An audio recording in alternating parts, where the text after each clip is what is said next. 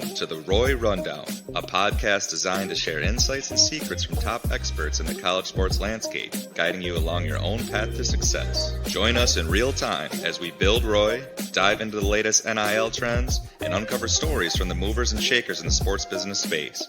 You'll hear from an all-star lineup of guests, including athletes, coaches, agents, fans, athletic administrators, and more. Whether you're a student athlete, passionate fan, or anyone in between, this is your go-to resource for leveling up in the new age of college sports.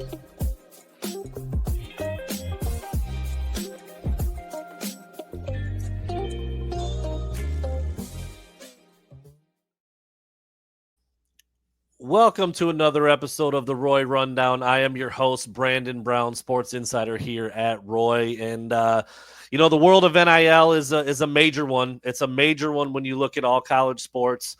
Football and basketball certainly at the forefront, but women's basketball, especially some of the star players, are making incredible waves and inking some major deals. And you even had someone like Livy Dunn, a gymnastics athlete at LSU, who was one of the highest earners ever so far in the world of NIL. Again, hasn't been around for that long, but it just kind of shows that there are markets and there are opportunities available for all athletes in all sports in some ways. Some certainly bigger than others, but there are niche markets, for a lot of different athletes. And I think that's one of the great things about NIL. Recently,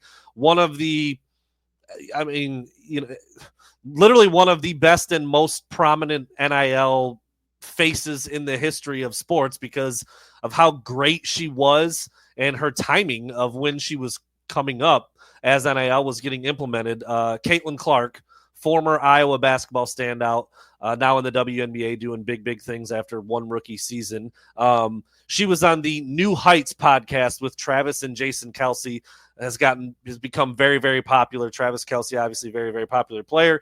Jason seems to be more popular now in retirement than he did as a player with the Philadelphia Eagles. But their podcast is really entertaining and really cool. And they obviously get a bunch of big-time athletes on there, and both of them being arguably the best player at their position while they were doing it. Travis still in the league and Jason recently retired.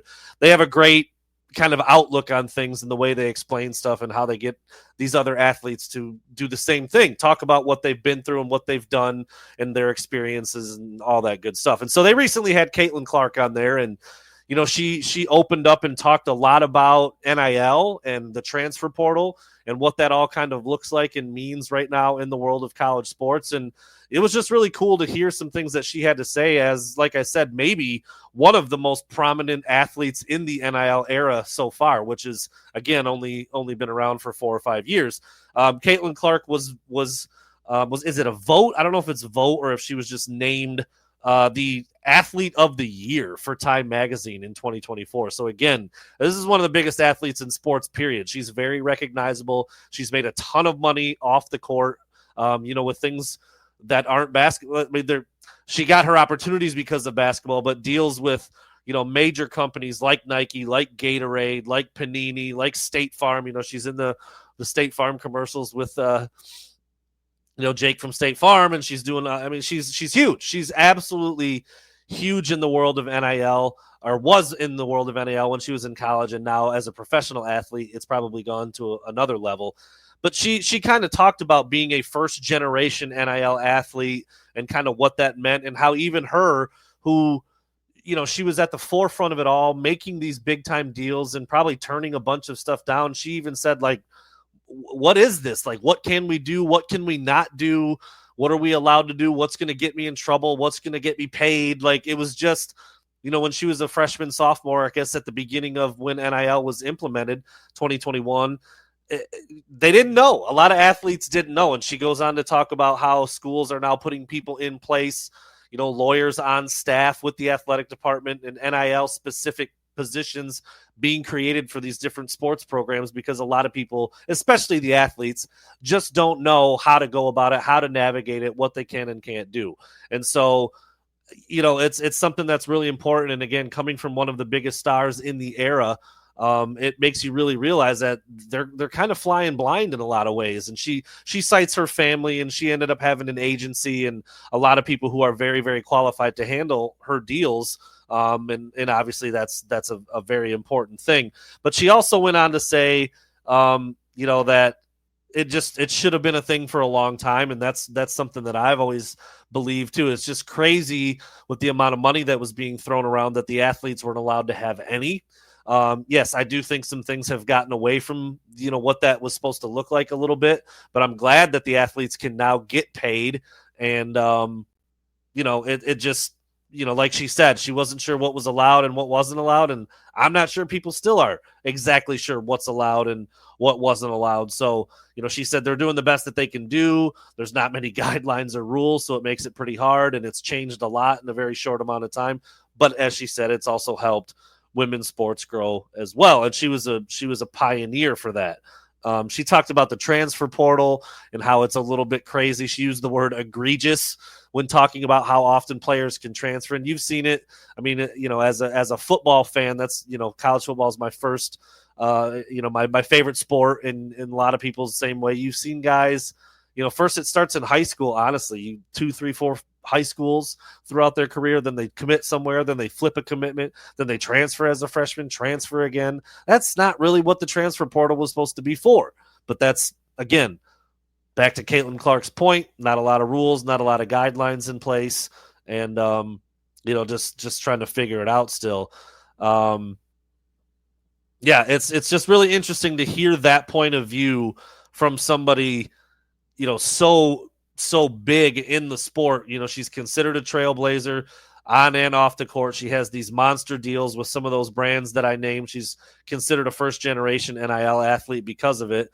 And she just kind of talked about how difficult it can be, even for someone who was doing it at the highest level. And it seemed like everything would be on the up and up and everything would be fine. And it really wasn't. It really wasn't.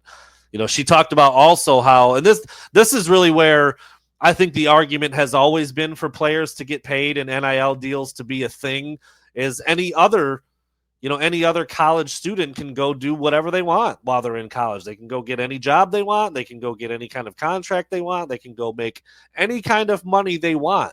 But if you played a sport, you were never allowed to do that. And it's, and that even goes for, some people would say, well, they're on a scholarship. They have to follow this rule. They have to follow that rule.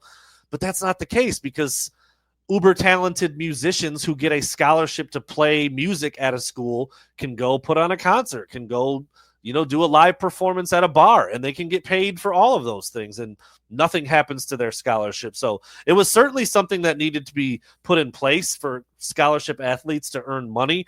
It's just, again, like Clark was saying, it's kind of crazy out there. And even for somebody as prominent as her, with a very strong support system in her family and an agency kind of taking control of it, was still pretty tough to deal with. So just an interesting point of view. Again, if you want to check that out, it's the Caitlin Clark episode with Travis and Jason Kelsey on their New Heights podcast. I found it interesting. It's still cool to hear about, even though she's not in college anymore, to hear someone like that talk about NIL, talk about the transfer portal, and just talk about the state of college sports as it is right now. Because, there's a lot of good.